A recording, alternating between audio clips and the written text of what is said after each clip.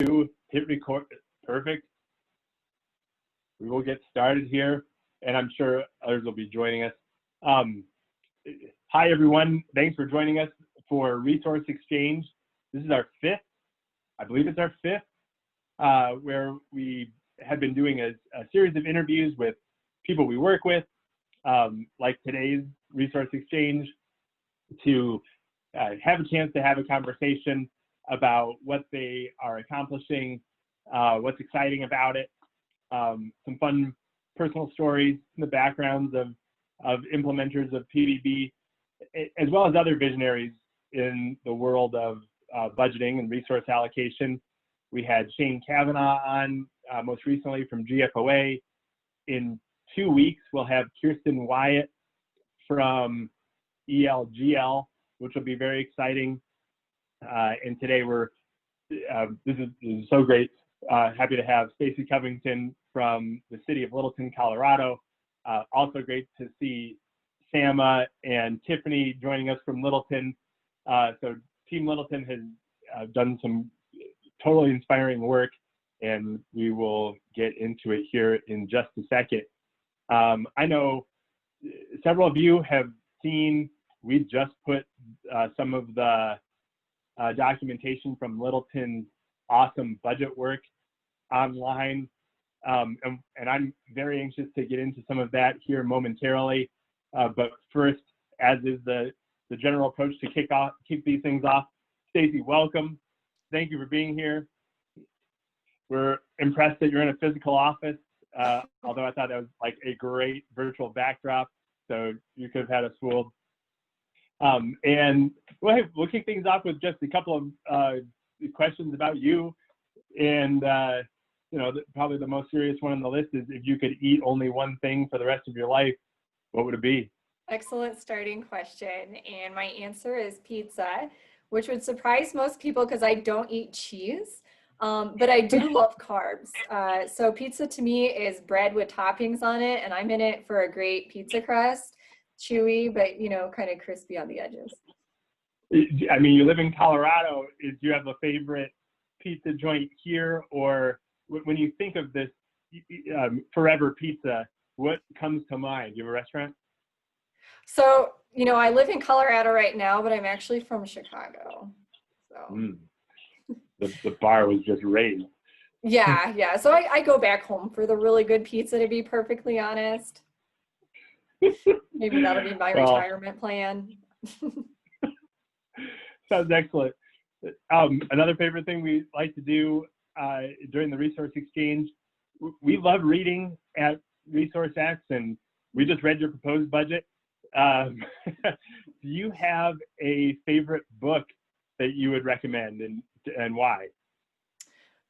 So if we're talking professionally and specifically related to priority-based budgeting, I highly recommend Drive by Daniel Pink. So it's a book about what motivates people. It's super fascinating.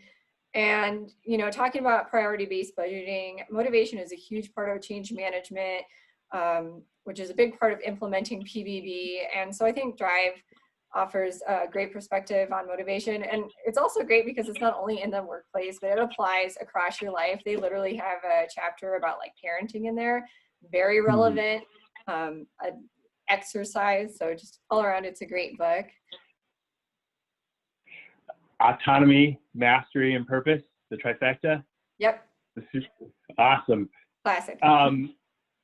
That was professional. Do you have a non-professional book recommendation? I am a huge reader, so being tied down to a favorite is a major struggle for me. But what I do have right now is a favorite genre, and I am completely addicted to memoirs. So the thing I love about memoirs is that you get to know the authors so intimately. Truth, as they say, is often stranger and more interesting than fiction. And they're real people, so they're really inspiring, and it provides you with a different perspective that you might not otherwise have access to due to limitations with your social circle or geography. And I've definitely walked away with a greater understanding or compassion for something as a result of reading memoirs. So my recommendation is y'all should read some memoirs of people you might not think you relate to normally. Wow. Are you reading any right now of anybody's memoirs in particular? I am reading Hunger by Roxane Gay right now. Man, fantastic. Well, that is new in terms of the recommendations, but I'll stay on the theme. Speaking of your own memoirs, we'd love to know what led you into local government?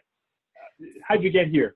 Sure. And actually, so it was pretty intentional. It's not something I necessarily fell into, but the story starts all the way back in college. So I started as a nursing major. It was right around when the 4-year nursing degrees kind of took off. And I did pretty good with, my classes like bio and chem and nutrition. But then I got to anatomy and physiology, and I could not go to the cadaver labs. I couldn't do it. Honestly, I'm not good with needles or blood either. I thought I might outgrow that. But then when I made it all the way through A&P after having skipped every cadaver lab, I realized nursing was not going to be for me. I recognized that I'm really good with numbers. My brother, with whom I'm very, very close, was in business school at the time. So I transitioned to accounting, but I made a personal commitment to myself that I would specialize in nonprofit and government accounting as a way to kind of reconcile the fact that I had started out as a nursing major because I wanted to go into a service profession and help people. And so I've held true to that. I started out as an auditor specializing in nonprofit and local government audits. Then I did municipal accounting down in Colorado Springs for a while. And now I'm here at Littleton as their budget analyst. Quite the memoir. I'm sure there's some details from, I would love personally to hear more about chem and some of your studies there. But the cadaver lab. Couldn't do it. I don't know. sounds intense. You got to Littleton. You've been here for how long? Just shy of 2 years. Just shy of 2 years. Mm-hmm. Can you share with us a little bit about the City of Littleton? Mm-hmm, sure. So it's a council manager form of government. It's fairly small. It's about a population of 50,000 if you round up. But it's also part of the larger Denver metro area. So we're small in some ways, big in others, which can create kind of a unique circumstance sometimes. What I think is really special about Littleton is its character. We have an amazing downtown, tons of local businesses, some great, community events throughout the year. And so Littleton has its own character. It's not just a suburb of Denver. Overall, like full service city, budget size for some of those who are on the line? Mm-hmm. So our general fund has a budget of about 50 million, if I'm remembering correctly. Yeah, okay, that's great. We'll bounce back and forth a little bit from some questions that are more just about your background, but I did want to get into, we have a question about the most exciting way you've been able to communicate at the program level, you in your own work or ways that you've seen it work throughout the rest of the city. And I'll leverage that as you answer that question to get into more of your most recent budget, because it's the most exciting way that we've seen communication at the program level. But we'll wait to satisfy our question here in just a second. How about you? What's been different about getting to the program level? Well, actually, and honestly, I mean, that really is the most exciting thing that we've done this year that I would just love to talk about, because it's sort of, I mean, it's like an end goal, right? So this was the first year that we were really able to focus on presenting budget requests and changes to the city council on a programmatic basis during our council discussion. And that was just huge. And the prior year, we had completed our first PBB program review project, which I'm sure we'll talk about more. And we had included some highlights of PBB programs in the budget document, but we didn't engage too heavily with it with council in the prior year, simply because we just wanted to keep expectations reasonable and make sure that we weren't embarking on something we weren't quite ready for. Whereas some cities may have an issue getting council buy-in for PBB, we sometimes have the opposite problem to where they are so excited to jump in and start using PBB in the budget process that we've actually had to remind them that implementation is a process. It's not something that takes place overnight, which I guess isn't the worst problem to have. But anyway, this year, I mean, honestly, partly out of the necessity to make some tough budget decisions as a result of COVID, the concepts from the PBB blueprint that we base our program review on were the primary means of justifying budget requests from departments, and were a main focus in our council budget discussions. So council was presented with a matrix type list of the dollar changes we were requesting, both increases and decreases, the type of opportunity it was as defined by the PBB blueprint, and the programs that were impacted. And we once again included the PBB program highlights in our budget, and those go into more depth about a selection of the programs that were analyzed during the year. And it was just really exciting to have a conversation with council and answer questions from them on a programmatic basis. Let's stay here for a little while. For those who are tuned in, I just posted the link to the proposed budget. Stacey said that tomorrow, I believe, or later this week, the approved budget will be posted online as well. How last year you did the kind of the toe in the water, the first effort where departments were applying that blueprint for programmatic change, and there was a pick three approach to it all, and yes. That was maybe a teaser of it wasn't practice because it was the real deal. But can you walk us through what happened from that effort to this year's approach, which seems even more comprehensive?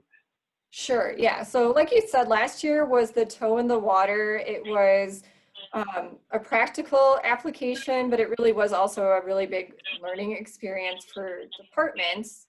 And so what our Pick 3 program was that we implemented last year was using the PBB blueprint, which is kind of like a roadmap for analyzing your programs and applying opportunities for those programs, such as increasing, decreasing service levels, finding alternate revenue options, looking into partnerships.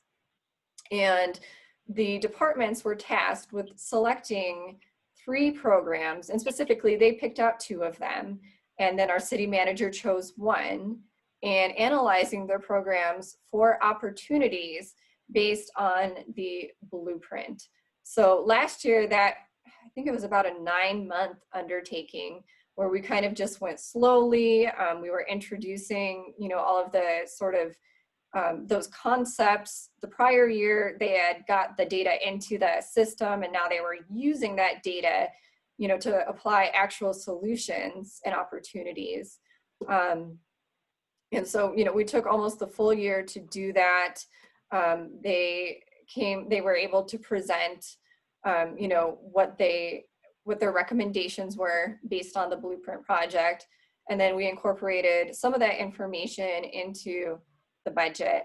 And then this year, when we started out in 2020, the intention, of course, because we had a lot of intentions going into 2020, was to continue that, was to do another Pick 3 program review. But, coronavirus just threw a wrench into everybody's plans. So we had to shift a little bit. We weren't able to do such a formal project review. Priorities were just different than what they anticipated they would be. But thankfully, we already had the conceptual knowledge of what, opportunities there were and the trade-offs that you can make and how to look at a program and understand it on a programmatic basis and analyze that. And so even though the program review was a little less formal because what we asked people to focus on were specific opportunities, which was to free up resources in maybe some less critical areas so that we could maintain our most critical programs in light of, decreased revenue. And then they were tasked with coming to us with those decreases, you know, in service levels in certain programs. This was also based, we had an early retirement incentive program to try to minimize, you know, personnel costs. And we use PBB to, you know, look at each participant, you know, to determine, you know, do we need to replace this position, or is this a position that represents an opportunity to decrease service level or reallocate and decrease service level somewhere else. So just having that vocabulary and the knowledge of the concepts, we were still able to do a pretty impressive review of our programs, you know, given, you know, we had a tightened time frame. We had waited for a while to see where our revenue might go because, you know, even earlier in the year is just so unpredictable. Nobody knew what was going to happen. But we were still able to identify those opportunities and pivot to completely changed expectations and apply those PBB concepts. It's a great explanation. I'm definitely curious on a couple of fronts. So we're working with Ann Arbor right now on applying the blueprint, and they've tackled it in 3 phases. They first said, it was their very first time, so they said, what could we do differently? You have your program inventory and you have your blueprint options. Identify, and they also have an outcome to achieve. They have COVID related shortfalls. They also have a very strong intention to not only solve their budget shortfall, but free up more resources on top of that to fund a climate action plan that needs resources. So it kind of compounds their need to really repurpose resources from what they have. And they're walking through it very systematically. It's what could we do? And then you take that list and it's like kind of a wide funnel to what should we do? That's like a bit narrower recommendation, and then what will we do? And then they move forward with actual decisions that they're proposing. Did you have, with that in mind, I'm just kind of curious, you've done this on your own, and it's so cool. Did you have a system or a process that you followed to have departments come up with the programmatic recommendations that they developed? Well, so like last year and this year, very different, right? So this year, as I mentioned, you know, a lot of it was based on sort of other opportunities. So our early retirement incentive program was, you know, just a really huge part of it, because, you know, you can take one, you know, reality and build on it, right? Otherwise, I'm trying to think, you know, there wasn't any this year. It was just less structured. We did steal Boise's essential program review. So we did use that. And so, you know, we used various scoring elements from the system to determine, you know, when I said that, okay, to maintain our most critical services, well, how do we figure out what those are? What does it mean to be most critical? And so the essential program review that Boise did helped kind of better define that for us. And so Sama Fox in the city manager's office, she led that and getting, you know, downloading the programs and, you know, figuring out what scoring, you know, for us made it an essential program, or, you know, what were the impacts, not only for that program, but also, you know, like the sort of domino effects. And that was another way that we were kind of able to narrow down, you know, suggestions. If it falls into that sort of essential program area, we definitely don't want to minimize that. You know, we've got to maintain our most critical services. So that's not an opportunity. It makes total sense. Liz or Eric, if either of you have access to the YouTube links and have Chloe's presentation from Boise earlier this year, for anybody who wants to follow up on what Stacey was just describing, they took their program inventory when they were first faced with business continuity planning, essentially. and determining what they're going to declare as essential versus we can provide it in a different way or not at all. And it was a great use of their program inventory list. So makes total sense, Stacey and Sam. That's really awesome. Also related, and we have other questions to get to, but this one's so neat. And also was just thinking, for those of you who want to ask questions of Stacey, please drop them into the chat, or we do always carve out some time at the end of the session today to have some live Q&A. But did you happen to have any particularly impressive or interesting programmatic stories from the program reviews, like anything that jumped out at you? Gosh, so from this year, I'm kind of trying to think. I mean, a lot of them are, they were trade-offs, right? So there were honestly a lot of sort of difficult stories this year. Stuff that, we had to take kind of an honest look at. There are no great choices right now. So what are our best options? Last year, I feel like there were a lot more of, uplifting stories, I guess. So last year, one of my favorite programmatic changes that we made was to our co-responder program. And so we had our co-responder program is when we assign a mental health professional to ride along with our police officers on calls that are likely to involve a mental health crisis.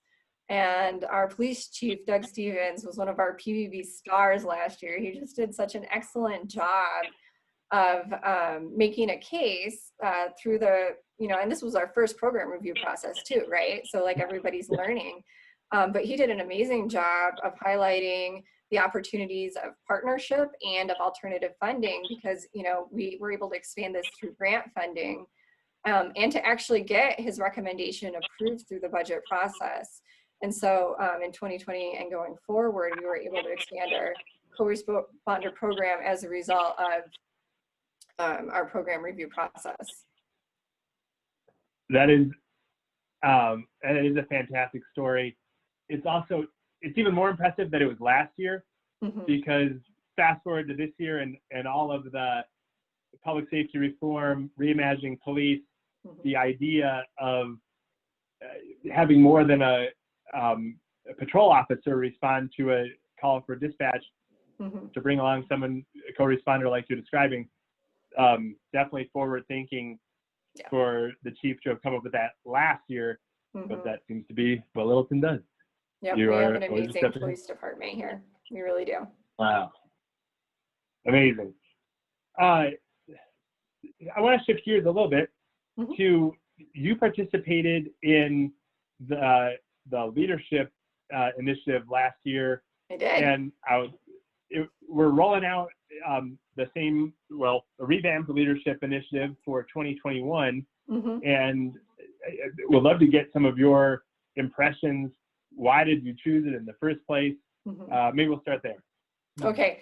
Yeah. So I joined the leadership initiative like 1 month after I started at the City of Littleton. And a large part of my position as the city's budget analyst, and they had never had a dedicated budget analyst before, was the implementation of priority-based budgeting, which honestly I hadn't really worked with before. So what better way, to learn PBB than to jump in headfirst? And I, which I did. The timing was right. I have a personal philosophy of, saying yes to as many opportunities as you can, and it worked out great. Yeah, and why? What was most impactful to you? So I really got a lot out of being able to hear from other communities and how they were applying and implementing PBB and the challenges that they were having to overcome, what was working for them, what wasn't. I definitely came away from the class with more ideas just from the participants themselves. And also a little bit of comfort in knowing that we weren't the only one having some challenges in implementation. That was great, sort of just the emotional support part of that. But as far as the actual course content itself, I would have to say that the most impactful for me probably was the focus on the change management piece and the cultural piece of the PBB implementation. I think that PBB sort of makes a lot of sense to most finance and budget people who tend to be, data and numbers oriented anyway. But in order for PBB to be successful, you have to get the whole organization on board, from top to bottom, and your elected officials as well. And so just grasping the concepts of change management and how that fits into PBB. And Eric Heck just did the most amazing job of illustrating that and providing insight from his career and his experience, and providing resources to work through that and understand it. The change dynamics of PBB implementation were just really great. I think it's really important what you're saying, especially that your takeaway was on change management and the cultural elements of this work.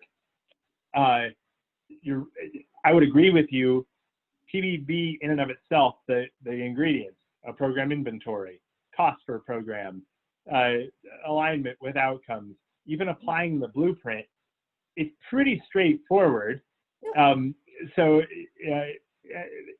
to say, well, we're going to take these programs and we're going to look for opportunities for reallocation. We're going to look for opportunities for generating new revenue and partnerships.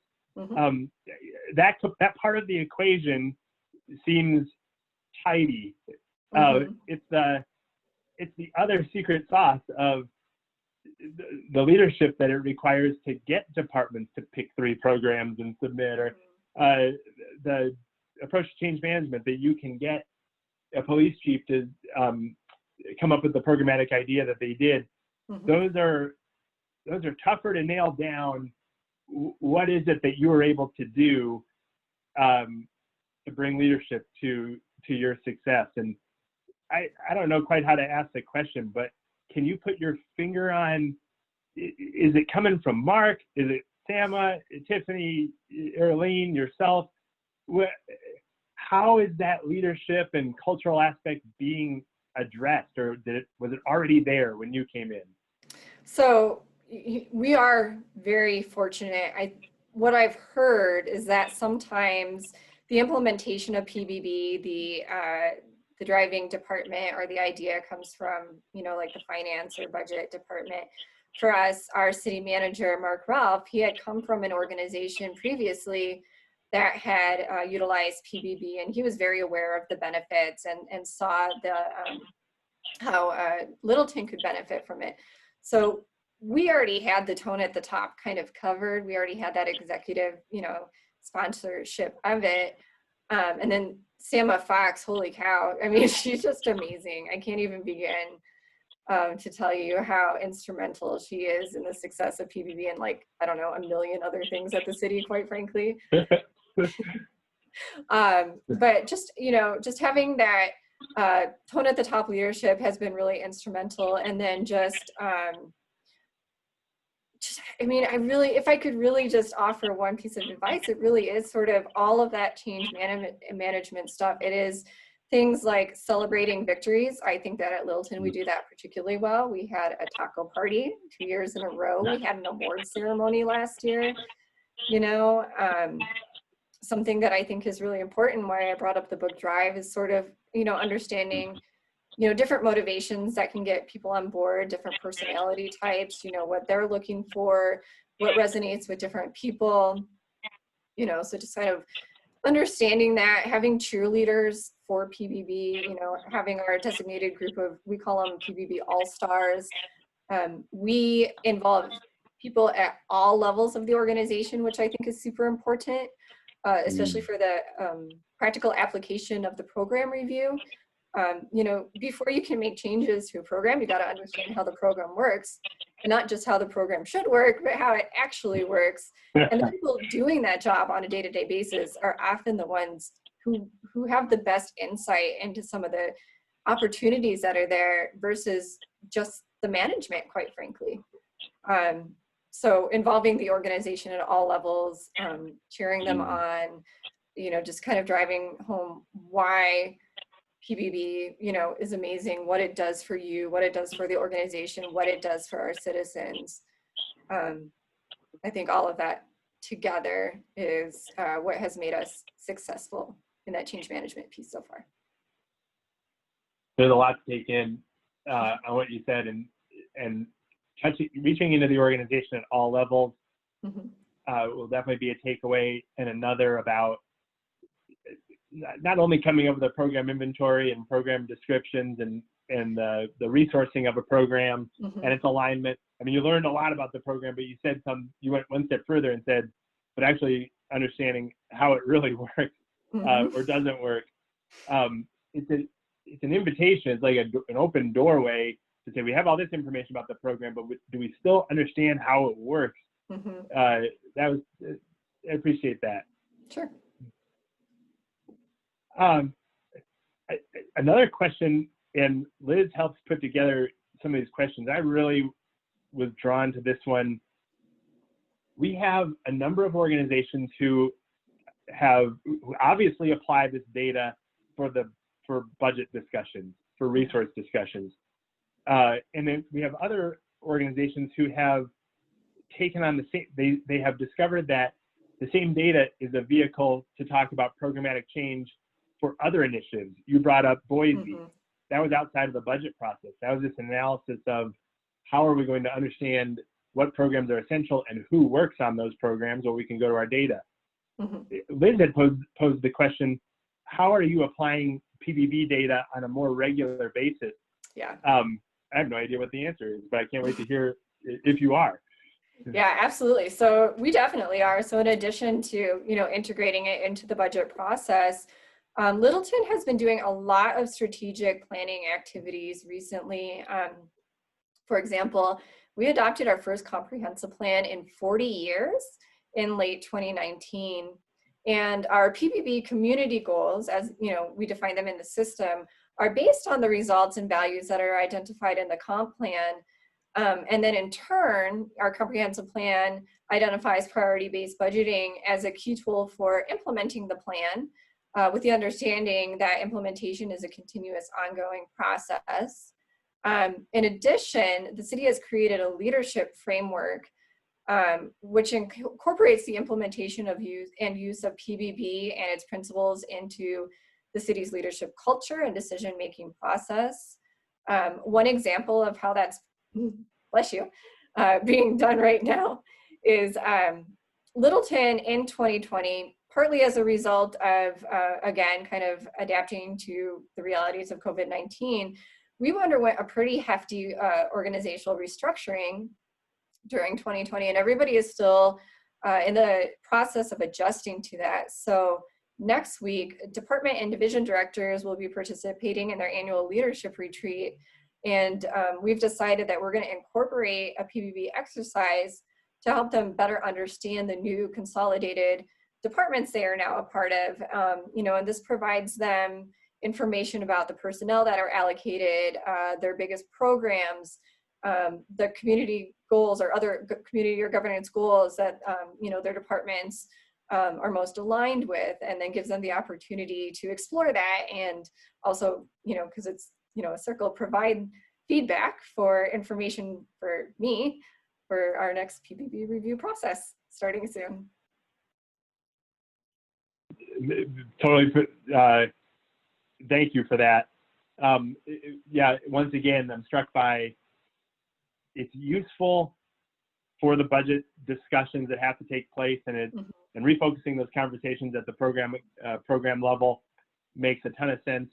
But everything that you just described, the link to the strategic plan, we had Ian McCormick on 2 weeks ago, and he had this crazy diagram of all the elements that go from citizen intent, how that gets communicated into local government, how a strategic plan is created all the way back through budgeting, business planning, and then checking back in with citizens.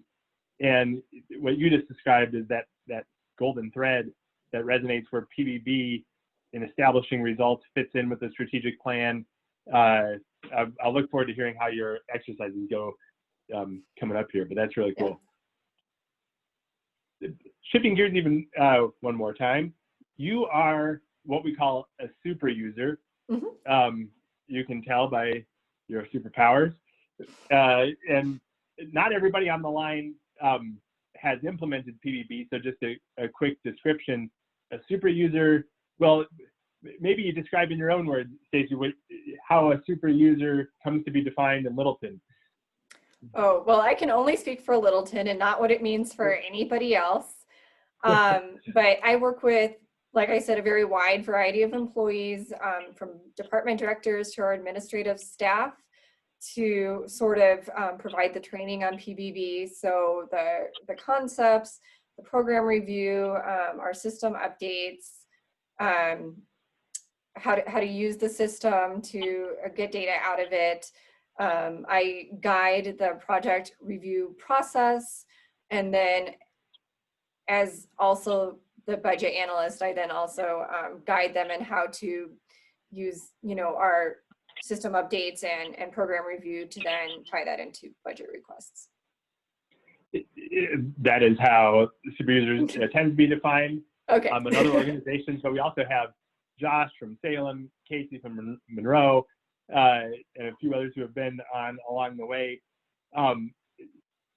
We wanted to know what has been most exciting about your experience as a super user, if you had some insight to share. And also, if you had any advice or tips from a super user perspective, I'd love for you to get into that.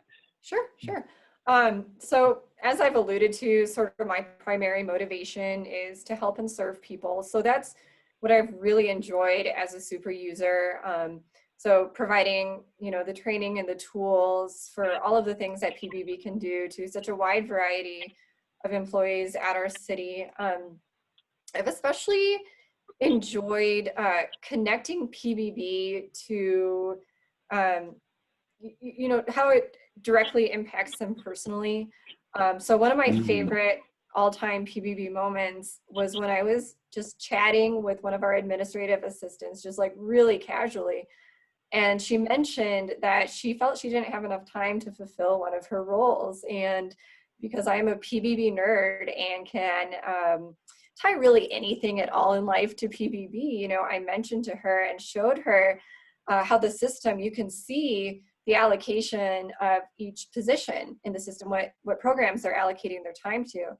And as we looked at it together, what she saw was that 5% of her time was allocated to this related program, which she, automatically recognized was just simply not enough.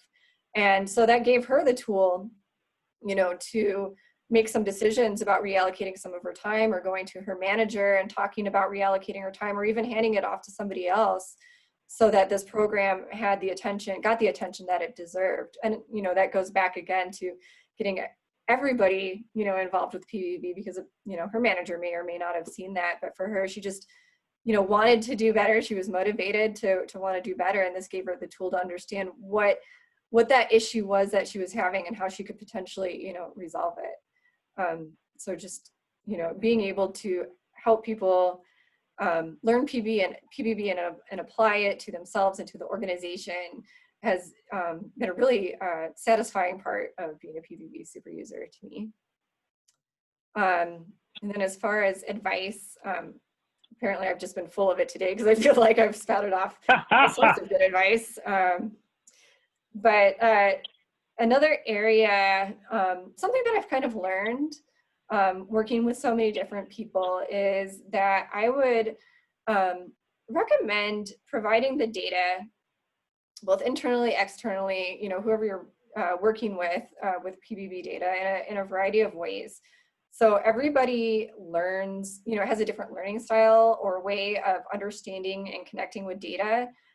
For some, it's going to be charts and graphs. Others, it's going to be numbers. And for others still, it's going to be, stories and narratives. And the online system that y'all provide has a lot of different ways to present data, including all the ways I just mentioned. So play around with it, learn what it can do, and take advantage of all the tools and variety that is available. and make sure, that you're not missing anybody just because the way that you see things isn't the way that they best connect with it. And, your system is just very powerful and has a lot of options and opportunities there. So that's kind of feedback I've actually received from people about seeing data in a variety of different ways. It's also super powerful what you're describing, because from Bloomberg, What Works Cities, ICMA, GFOA, there is a resonance around being data-driven, and yet it's tough to know what exactly that means. I mean, everybody has data, but it's applying it in a way that is meaningful to the individual. And you've talked a lot about motivations and influences, and that's where you started with Drive. I think those are great tips. I was also struck by, I love the simplicity of your story that you just talked about, one of your favorite PV moments with the administrative person that you were talking about. There's another book it reminded me of as you were describing it, called The Rational Optimist by Matthew Ridley. And he describes, has this like long-winded description of, if you go back to how many work hours it took to purchase the energy to light a light bulb, and it started with a candle light, and how much it costs to have a candle, all the way up to today, the time gets smaller and smaller. And his definition of prosperity was saved time, time saved, time made available to reallocate to other things that you want to get done. And you came up with this brilliant example using a very relatable experience that everybody has, which is, I don't have enough time to devote to this program or the next program. Well, here's your data. This is where your time goes. That's an awesome move. And I think that's a tip worth noting for others. The most simplest explanation of PBB is figuring out how to free up time to reallocate to something else. Yep. Really cool. I want to jump back to you, and I know we have 15 minutes left. I want to make sure that we open up, maybe in 5 minutes, we'll see if others have some questions that they want to talk about. But it's a future-oriented question about the question we asked is, what do you hope to accomplish in local government? And I wanted to extrapolate on that. Given what you have already accomplished, where do you see this going next? Like, I'd love to see your vision for where this leads. For PBB? Yeah, both PBB and also just you and your accomplishments in local government in Stacey Covington 3.0, from cadavers to Littleton to the next chapter. Yeah, well, I mean, I think that overall, what I would love, to impact in local government is just to make it as accessible to as many citizens as possible. And we are, we don't use PBB right now as a citizen-facing tool. I do believe that is on the horizon somewhere, not right at this moment, but ultimately, I think that's what you can aspire to, right?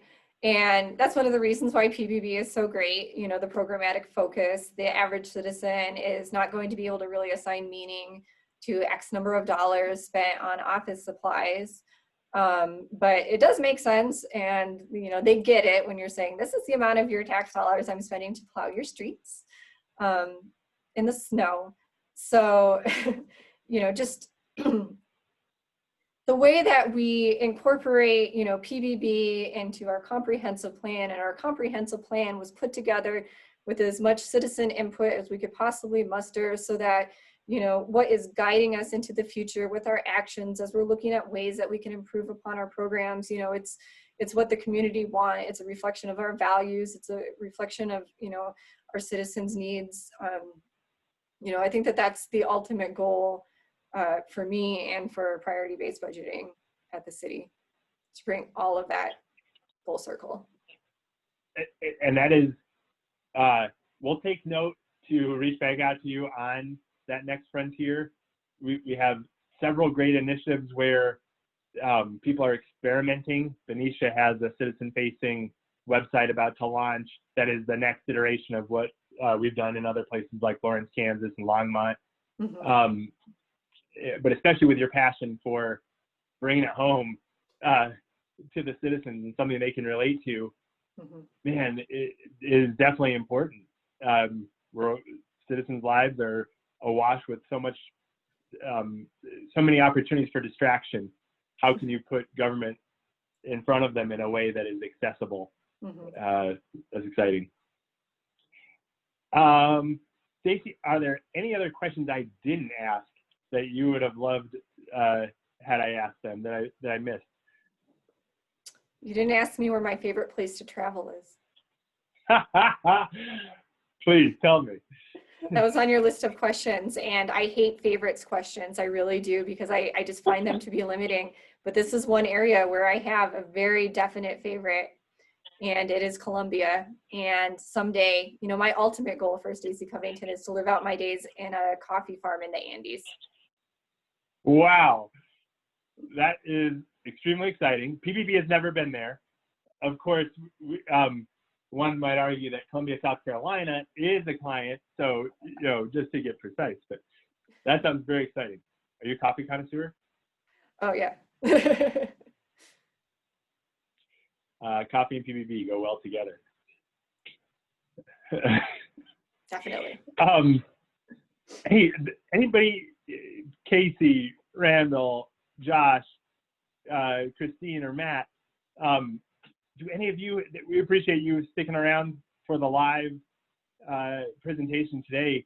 Did any of you have specific questions that you wanted to follow up on with Stacey, whether it was their approach to applying the blueprint or anything that we've covered today? I just wanted to make sure we leave time for you all.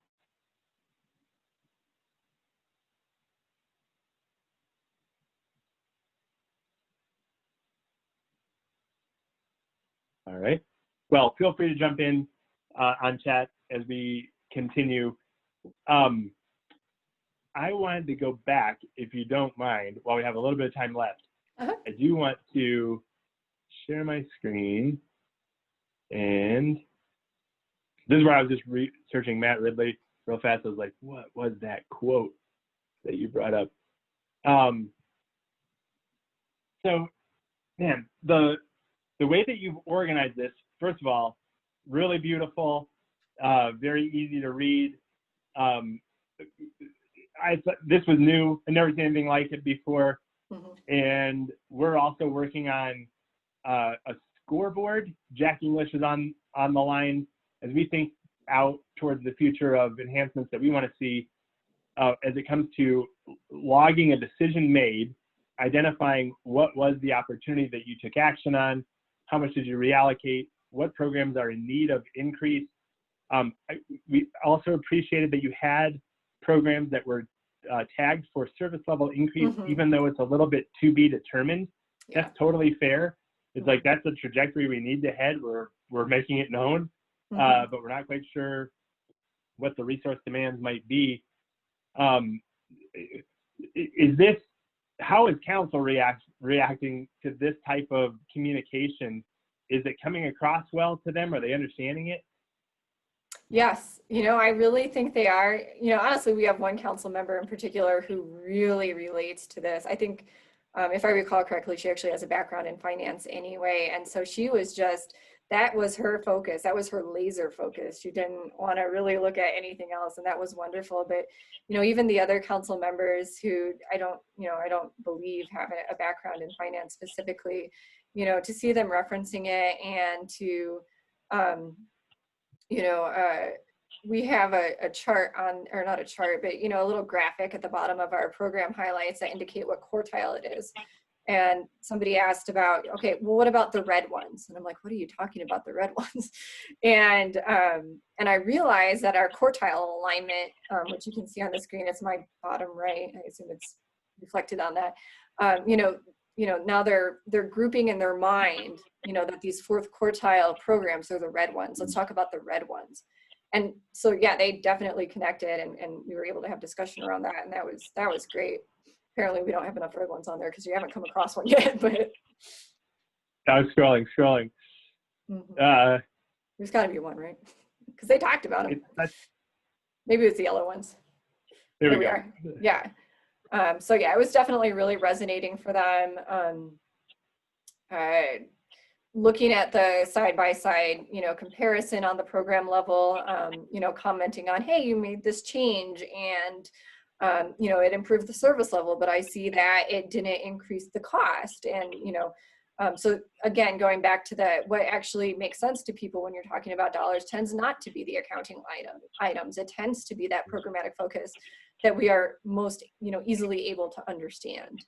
And so they were able to see that we were able to provide that service level increase very directly without, increasing those costs, and to, for city council to know, and then, it's a televised study session. So for our citizens to know that, this is what we are doing for them. This is how we are working for them. Our departments finding it, you can put yourself in the shoes of a department head who has a desire to make sure that they're getting resources in the right place and get they desire to communicate effectively with decision makers and policy makers. Are you also seeing this as helpful from the shoes of the department participants? Mm-hmm. Well, as I think is probably typical, we have a range of feelings. Yeah. Some people I think really got it right away, and it just really worked for them and the way that they think of things. Others were a little bit more hesitant. I mean, honestly, it's a budget initiative. That's how we presented it, and that can be scary to people, right? But as we used it and expanded the use of it more and more, and used it to estimate timing and capacity for special projects, I think it did resonate more, and there has been, more enthusiasm and acceptance and understanding of how you can use PBB and how it can benefit them and their departments and their discussions and, getting resources. For what it's worth, we've loved everything about the program highlights, but the little, cutout people, you had an arm was 0.13 FTE, I think I just saw. It's really cool. Did I also hear you say earlier, or correct me if I'm wrong, that the program highlights and the chart above it, the blueprint chart, do these represent all of the programmatic changes, or is this a subset, a highlight list? These are a subset. So, I mean, I think these are the material differences, or, big changes, and ones that we specifically wanted to highlight. I mean, you can use PBB, and we did use PBB to make much smaller changes too, but, if we were to put every program that we have like 500 programs, our budget book's going to be too big. Sure.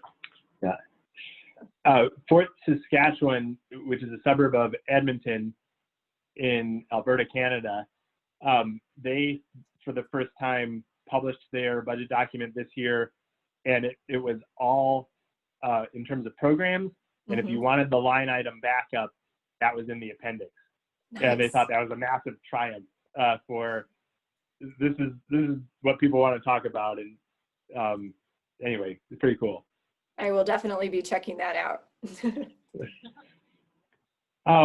Man, I'll offer one more time for everybody, but and feel free to jump in on the chat or take yourself off mute, and don't be shy. But Stacey, I just wanted to say we're incredibly impressed by the work that you all are doing in Littleton. I was really happy to see Sam and Tiffany on the line today. Stacey, you presented this last year at the annual conference, and it blew our minds just to see how far you'd taken the blueprint framework. It's inspirational.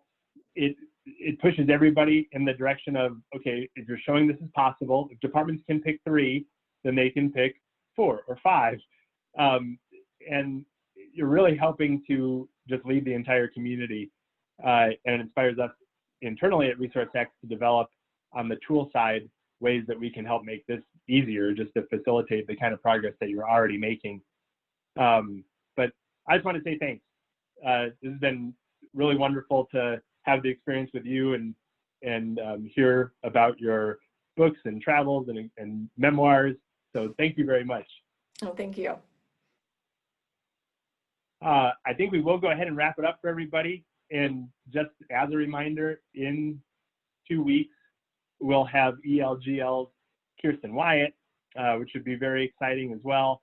And we've dropped some links into the chat for you to take a look at Littleton's story and what they've put together, and also Chloe's presentation from the city of Boise.